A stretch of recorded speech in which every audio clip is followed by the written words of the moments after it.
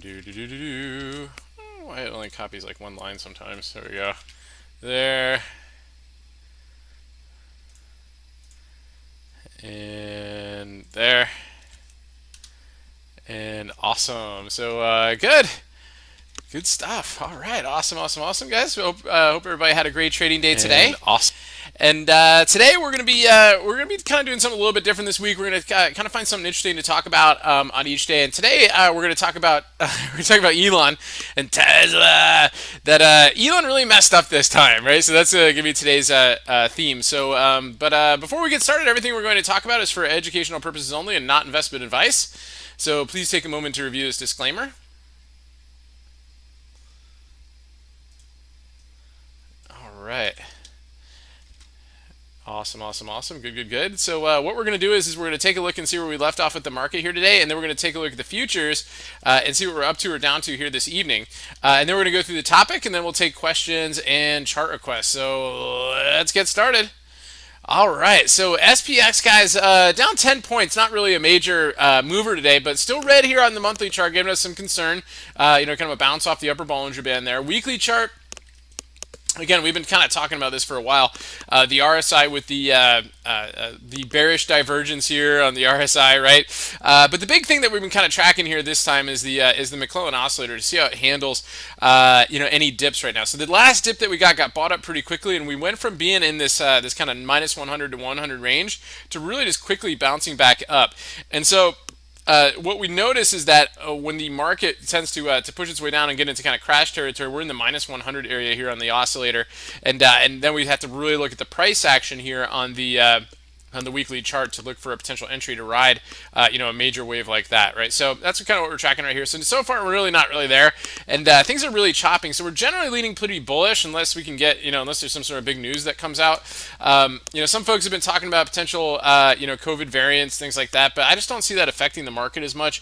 If anything, the big thing that the market was really concerned about last week was inflation and raising interest rates, right? So I mean, if Powell comes out at the next FOMC meeting, raises interest rates quarter point and starts making it look like that hey, inflation's getting out of control, they need to keep raising rates to keep it under control, right? Then we might really see some major volatility get in the market. But until then, right, that's kind of the only really major news catalyst that's really on the radar right there. It'd be interesting to see if all the Fed people that talk throughout the day could get their their ducks in a row, because you get a lot of different kind of contrasting opinions besides the main statements that they make. So that makes for an interesting week, especially when they're talking every day. But anyway, guys, SPX here, daily chart, inside day. We still are above the 80 MA right here, right? And you can see I've got kind of a couple lines coming up right here and a couple lines coming down. That's because there's multiple wave counts here. On the SPX, right? And it's really difficult to tell. We talked about this last night, what this thing might be doing, right? So one of the big ones that we're looking at is the bearish one, right? And so just to kind of give you an idea of what's happening here is we had this this ABC pullback right here, but this also could be, if you look at this as a very short wave too, 1, 2, 3, 4, 5, right? As a 5 wave down, and this looks like an ABC up. Right to the 618, right to the bearish 618. So it's possible that this could continue an impulsive move down. So this was basically wave 1, wave 2, wave 3, wave 4, wave 5, right? So that's a possibility, right? The other possibility is that we're working on a larger impulsive wave up, right? That this was the ABC down, and this is a 1, 2, possibly 3, 4, right? Or even a 1, 2, 1, 2, right? 3, 4, and then 5, and then continue to work its way up in a larger impulsive wave. So again, it's pretty tough. And again, there's we've been pretty choppy, right? We have an inside day today, so it's possible, right, that we could be working on kind of a diamond formation right here. We got that. The megaphone-ish type look right here, followed by a potential triangulation right here. So that could lead us into a diamond pattern, which is also a possibility. So we've got really three ones, and we're not getting a lot of clarity from the intraday price action. All we have is the overall market to look at. So we're leaning bullish because we're over the macro upper trend lines. We're over a lot of key moving averages. We're over the clouds, things like that. So, but it doesn't mean that it couldn't be the start of a potential larger move down, right? So anyway, let's take a look at the futures and see what we're up to or down to here this evening, what might be setting up going into tomorrow. So if we look at the futures right here, we're up about $2.50, $2.75. So the chop continues, and really this is pretty epic here today on the ES is this channel, going into this morning. I woke up this morning, got working on the bubble report, and I was like, wow, this thing is really holding on this channel really well. And we had these two like kind of perfect tags of it earlier in the night.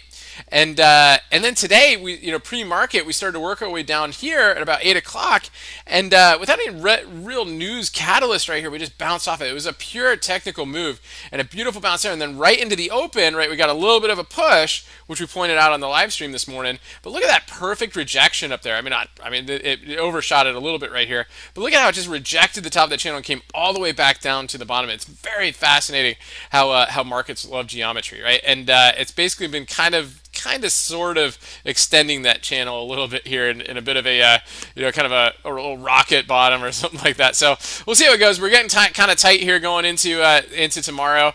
So let's see how these geometric lines hold right now. I mean, for the most part, it's kind of holding this right now. Right, we kind of maybe have like a little bit of a kind of a ascending triangle-ish type look to it. So we'll see how that goes going into the rest of the night, and where we end up tomorrow. And we'll have a fresh game plan for our Bubble Report members and for the folks in our Discord based off of the S&P futures going into tomorrow. So using market profile and tools like that. So good stuff. So anyway, guys, so this topic today, we're going to be talking a little bit about Elon, right, and Tesla. So the series here, the title of this one is called "Elon Really Messed Up This Time." And so, what did Elon do? Well, I mean, it's pretty interesting, right? The whole big thing here that we've been that's been kind of on the radar here is the Bitcoin comments, right? And so the recent comments, it's amazing how one person can really kind of change the sentiment of a market. And one of the big things that Elon mentioned, right, is that Tesla is no longer going to be accepting Bitcoin for payment for their vehicles. And one of the big reasons is that the amount of energy and fossil fuel consumption that goes into the mining of Bitcoin. And it's kind of fascinating, isn't it? Right? So that you think about it, it's like, well, they're not mining anything. They're not like digging up mines and stripping the earth to mine Bitcoin, right? Or are we? Right, so when you kind of think about it, right, the amount of energy that's needed to produce Bitcoin has gone up a huge amounts this year. Multiple articles I've seen on this, on the amount of energy, and one of the big things, one of the major areas where they do this is China, right? And not saying just China's the only culprit in this one, right? I mean, there's a lot of different countries that are mining Bitcoin and using their energy resources to do this. And but what's interesting is the majority of energy that comes out of China is through coal power plants, right? And so even though they're working on nuclear power plants, things like that, it's generally the increased energy consumption is increasing the amount of coal and fossil fuel consumption, right? And so that in a way has increased the amount of essentially carbon, increase the carbon footprint from mining Bitcoin. And so Tesla being a company that is makes electric vehicles and does the whole marketing theme is on a low carbon footprint, right? Not consuming gasoline and fossil fuels to drive the vehicle. Of course, we won't get into the lithium ion batteries, right? And what what it's like mining for those, and also for the dangers of the batteries for the earth and things like that. We won't get into that. But just for the most part, just talking about fossil fuel consumption, right? That's one of the big themes, right? One of the big marketing themes of Tesla, right? And so what becomes really interesting with this is the whole shenanigans, right, behind talking about Bitcoin, right, and also pumping Doge, right, pumping the Doge coin, similarly, right, and so so which one uses less carbon, right? Is Dogecoin going to be a legitimate currency, right, or at least a legitimate cryptocurrency, or is it still a joke, right? Is the joke going to become legit, right? Like Elon said, and so that becomes interesting too, and not to mention the the various investigations that are going on about his comments on that, right? So that makes it pretty interesting as well. But what's really the big thing that's going on right here with Tesla and the Tesla chart? So we've been talking about this for a while, and but one of the really big things that's been happening here technically on the chart is that Tesla's been in a downtrend, right? And so to looking for catalysts to try to get it out of this downtrend and try to get out of this this bearish zigzag pattern which we've been talking about. And what's a zigzag? A zigzag is a 5-3-5 Elliott wave pattern, right? So you've got your 1, 2, 3, 4, 5, right? Wave down, and then you have that's your 5, right? Then you get your 3 wave up, your A, your B, your C up, which got back to the bearish 618, right? Just like we looked at a couple of the other names that are out there, right? So got to the bearish 618, so that's a nice place for a potential reversal. It gave its first impulsive move down, wave one, pulled back, ABC wave two, and then it just recently, basically is finishing or working on this wave three down, and possibly see wave 4 or 5, and then we'll see how it handles this triangle breakout area. Okay, so but what's the big deal with this? I mean, yeah, it's technical and it's awesome and it's Elliott wave and it's working, and we like that because it gives us good trades. But what happened in here? Well, what happened in here was Tesla had good earnings, right? So they had a big beat on earnings, right? Their estimate was 43 cents and they beat on 93 cents, right? So why didn't we gap up? Why are we still continuing to go down after these gap moves? Well, because earnings are a binary event, right? We talk about that all the time, and it can go either way. You could beat on earnings and still work your way down. But a lot of times, even after we work our way down, folks look for fresh dip buys on these, right? Big institutions look for big dip buys in here. And one of the things that we haven't seen since earnings, even through earnings, is any sort of big volume, right? We haven't seen any major volume come in here. And so that makes it very interesting, which means to me is that there's a lot of big money that's on the sidelines of this and waiting for this. And maybe they're waiting for our zigzag to play out, and they're all watching this and waiting to see how it handles the bow and arrow support. But in the earnings report that Tesla had, right, is one of the things that they put on their balance sheet was Bitcoin, right? And so what's very interesting is the market is very quick to interpret data. In fact, faster with all the algorithmic technology that's out there to interpret earnings reports and sentiment and things like that, faster than most of us can do it, right? But we still look at the price action to see how the market is responding to it. And what happened after this, right, after we kind of moved down after earnings, after that is what it found is that the market was not impressed, right? So even though it beat on earnings, and Tesla has beaten on earnings in the past and had these crushing moves, right, and really squeezed out a lot of shorts, right, and a lot of times here you can see after earnings, right, kind of this earnings back here, right, had a nice earnings report, kind of moved back a little bit, then it started to go, but this one is moving back a little bit deeper. That was triangulating and moving. This is moving back, right, moving down, and so the market prices in this Bitcoin knowledge, and it's like, okay, great, you beat on earnings, we don't really care. It's because of Bitcoin. It's not because you're crushing it on margins and sales.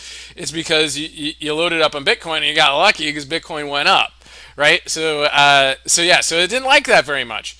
And so then coming back out and saying that, hey, we don't like Bitcoin anymore, but maybe I'm holding it in my personal account, but it's gotten to this point where you're in this crazy loop that you can't get out of, right? And so if Bitcoin is no longer going to be in Tesla's portfolio and on their books, well, then what are we looking at for future profits? So the market starts to price that in a little bit, right? And it starts to pull back on this. I don't like this, right? So it really is kind of the self-fulfilling prophecy of this zigzag move.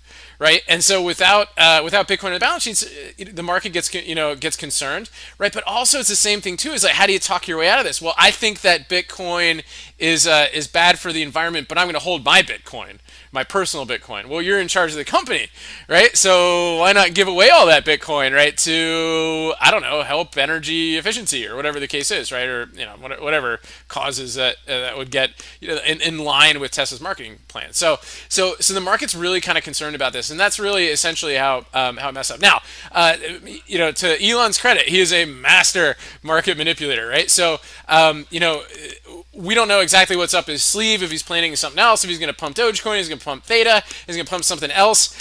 Maybe he is planning on selling the Bitcoin and switching into a different cryptocurrency. Maybe they're going to make their own cryptocurrency, right? Kind of like Facebook, that type of thing. We don't know, right? But we do know is that Elon's full of surprises, and he may be able to work his way out of this. So we're rooting for you, Elon, so we can get this thing back up to the moon. So anyway, good stuff, guys. Hopefully you guys found that helpful. At this point now, if anybody has any questions or chart requests, please feel free to plug those in the chat window, and we'll get through as many as we can and try to wrap up as early as possible so we can all get a good night's sleep and have another awesome trading day tomorrow.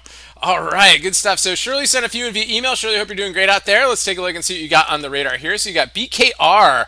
Let's take a look. So BKR, wow, big candle on this one today. Nice push up here, right? Good volume, right? Strong breakout over recent levels, right? You got kind of this almost a cup-ish more of like a cup pattern, right? I don't really see much of a handle right here, but a good breakout nonetheless. Let's see if we can get any follow through on this one. Look for a pause today to see if it wants to continue to work its way up. NEM, Newmont Mining Corporation, Newmont Corporation. So guys, these names, these miners have been epic, right? Big retraces, right? A nice beautiful retrace right here off the 50-day moving average, 200-day moving average, right? A big push up right here. Do we want to chase right now? Not really, right? But is it a beautiful chart? Yeah, beautiful stuff. So just be careful there. Let's see how it goes. Again, one of the possible counts on this one maybe is a 1-2-1-2. We're working on a wave 3, right? So just kind of keep an eye on it, see if it gives us a, if this is a 1-2-1-2 right here, right? Let's just see how it handles it. The 382, it might pull back to the ADMA there around $68 and then try to work its way up again. But great find on that one. Schlumberger, the slob. So again, yeah, oil names have been pretty epic here recently. They've been moving right along with the banks, right? Have been having some pretty big days recently. So nice move on Schlumberger and a good push up there with increased volume here over the ADMA. Let's see if it can continue to work its way up. Gold, let's see. So again, if the miners are strong, gold is hanging in there too. So nice breakout candle on this one. Great push over the 200-day moving average. We talked about this bull flag the other day. Incredible sector here, guys. This has been like the new fang here the last couple days. So amazing stuff there. And then hog. All right, guys. Well, I guess motorcycles are back in. So I mean, I don't know if they're making any electric motorcycles here these days. They were talking about it, but anyway, basically like almost a pennant, but a nice geometric breakout right here. Huge volume, increased volume, really, really nice stuff. And today, the big thing with you had a city upgrade on this one here today. Lots of call activity and just a strong day for hog. So good stuff, Shirley. Really appreciate the request. Hope you have a great evening. Bullish Bearish Trends, what's going on? Thanks for tuning in. Tesla. So we talked about Tesla obviously already here. So, but let's take another look at it here just real quick. So we did have an inside day yesterday. There's a little bit of hope for this, right? So we're kind of basically at the at some of the recent lows here. So we'll see how that holds.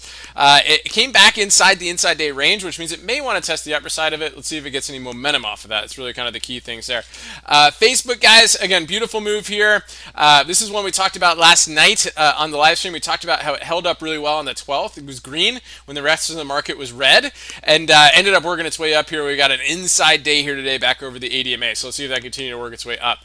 Intel. So guys, I pointed this out in the Discord today that it had some really unusual call activity on the 50 calls, right? So that's deep in the money, right? And there was like 36,000 shares, contracts traded, for the tune of about $19 million. So why are they doing that? They betting this thing's going to go up, or did they actually sell it, right? So they may be actually writing covered calls, right, on their position, on a very large, long position to kind of generate income off of $19 million. How nice would that be to just write 36,000 calls and take in just $19 million this morning, and then just trade it against the position, and be pretty sweet. So again, or right, I mean, it's kind of weird to see that type of in the money stuff, right? Or it could be some other type of hedging technique, or we'll have to see what the open interest is tomorrow. Maybe this win it. I've seen it before. They go in with 15,000 contracts, and then they sell the 15,000 contracts and make it look like there was a large amount of volume there too, to try to bolster something up or mess with some other kind of a bit of manipulation. But we'll see how that goes going into the next couple. It was this week's, right? So we'll see how it goes into the rest of this week. So there could be some news pending, but usually if there's news pending, you'd see like a large amount of out of the money calls, because they know that if that news is coming out, or if they ever got a hunch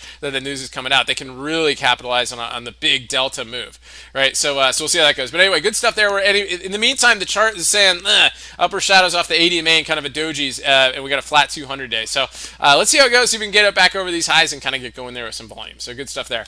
Otas, what's going on? Good to see you. Yeah, let's take a look at CRM. So CRM, nice initial down move here this morning. We've been looking at this kind of bearish right here. You can see we charted this weekend. You got the 618 potential if it works its way up, right? And then it might, try to work its way down to the bottom of the channel here. But we're definitely tracking this channel going into, heading into the earnings area. And it would be very interesting to see if it could work its way down faster before earnings and then see where it goes. But it'll be a tricky one to see how it does that. But let's keep an eye on it and see how, if it continues to retrace its way back up, how it handles that 618. The bearish 618. X marks the spot. So this is basically holding on to that prior resistance level right here, getting a move back over the ADMA.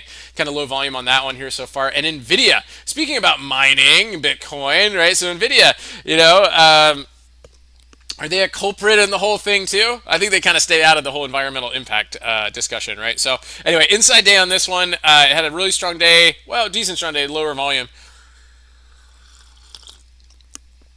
Got a little bit scary here this morning with the gap down in the market, but ended up recovering pretty decently. So let's see how it goes and if it can break out of this channel right here, which used to be what was looking like a flag pattern. But anyway, good stuff there. Mike, what's going on? Good to see you. Thanks for tuning in. Yeah, let's take a look at the PLBY. So PLBY, guys, pushed its way up after Friday's high and kind of came back in range, low volume. Looks like it's running out of a little bit of steam. PLCE, let's take a look here. Wow, big move on this one today, guys, on children's space. Increased volume here with huge volume right here, almost as much as this candle right here. But look what happened after that candle. It just kind of chopped around, right? So I want this thing to prove that it's got, that it wants to go, right? So you can kind of see a little bit of a, kind of a cup-ish type, handle-ish type pattern right there for a breakout. So really the key on this one is going to be follow through. But good stuff there. David, what's going on? Good to see you. Thanks for tuning in. Let's take a look at MViz. So MViz with a nice push up here. I would love to have seen increased volume, but a decent candle right there kind of is, getting through, maybe like a little bit of a falling wedge. You can kind of see this, this 1, 2, 3, maybe wolf wave type pattern right there, and trying to work its way up. So see if it can get going on that.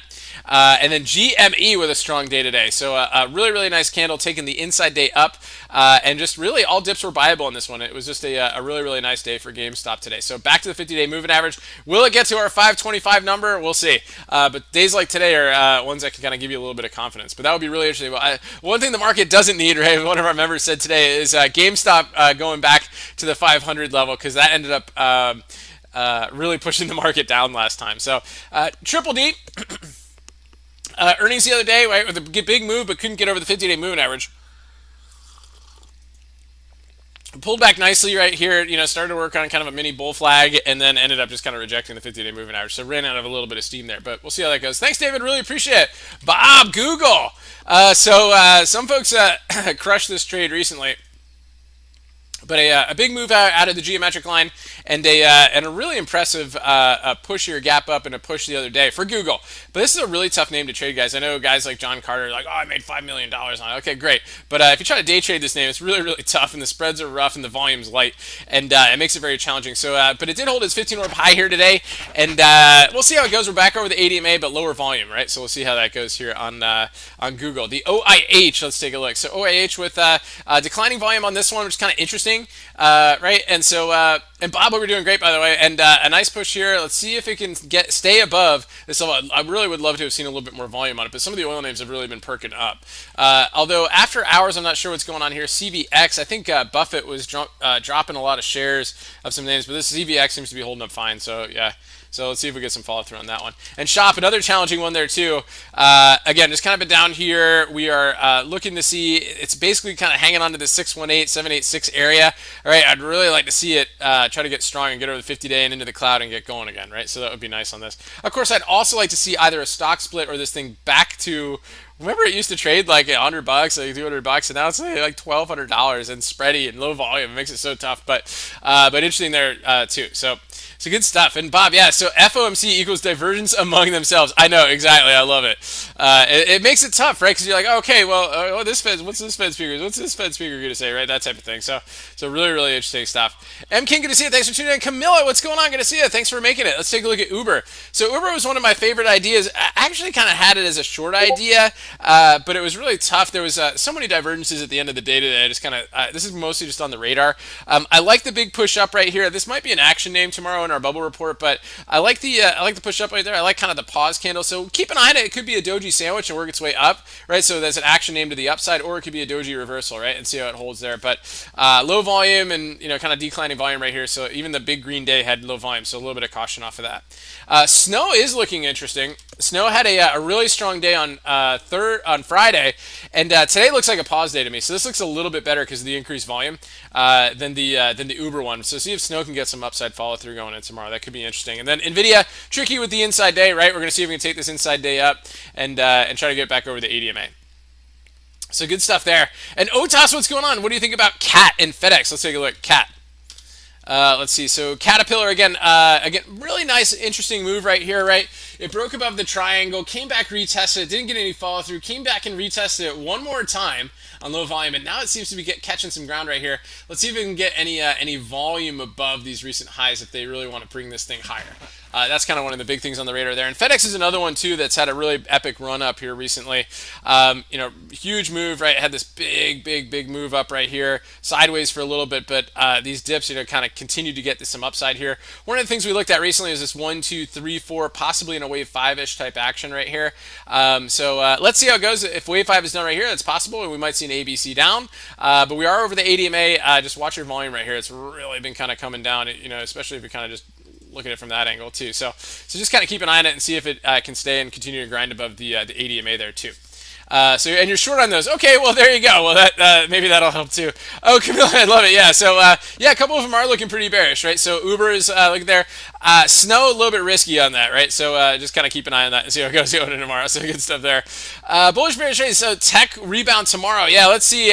Big thing that we really need to look at is the semiconductors to see if they can lead the way up.